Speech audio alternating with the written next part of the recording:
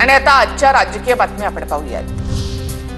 शेकापचे नेते आस्वाद पाटील आणि माजी आमदार पंडित पाटील यांचा भाजपमध्ये प्रवेश। भाजपचे कार्यकारी अध्यक्ष रवींद्र चव्हाण यांच्या प्रमुख उपस्थितीमध्ये प्रदेश कार्यालयामध्ये पक्षप्रवेश सोहळा। आस्वाद पाटील हे शेकापचे नेते जयंत पाटील यांचे भाचे तर पंडित पाटील हे बंधू।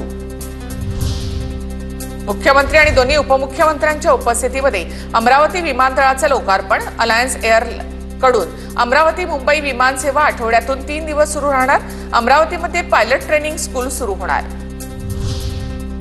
राज्यामध्ये विकास आणि कल्याणकारी योजनांचा टेक ऑफ। तेव्हा मी पायलट होतो, आता फडणवीस पायलट आहेत। विकासाचं विमान वेगाने पुढे जाते। अमरावतीच्या कार्यक्रमात शिंदेंचं वक्तव्य। पायलट इकडे असो वा तिकडे, इंजिन तेच आहे। हे वेगाने धावणारं विकासाचं इंजिन आहे। शिंदेंच्या वक्तव्यावर मुख्यमंत्री फडणवीसांची प्रतिक्रिया।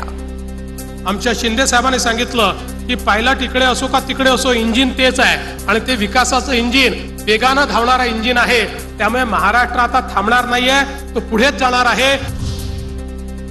राज ठाकरेंनी चित्रपटाचं ट्रेलर पाहिला, सर्व बरोबर आहे असं सांगितलं। 25 तारखेला फुले चित्रपट प्रदर्शित होणार।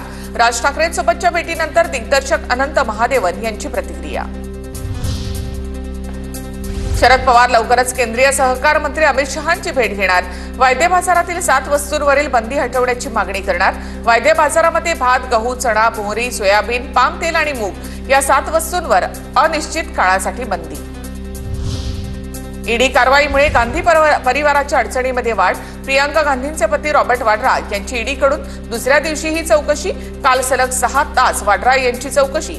राहुल गांधी, सोनिया गांधी विरोधात ईडीची चार्जशीट।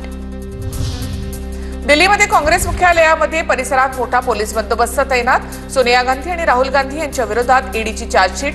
नॅशनल हेराल्ड प्रकरणावरून काँग्रेसचा देशभरात आंदोलन।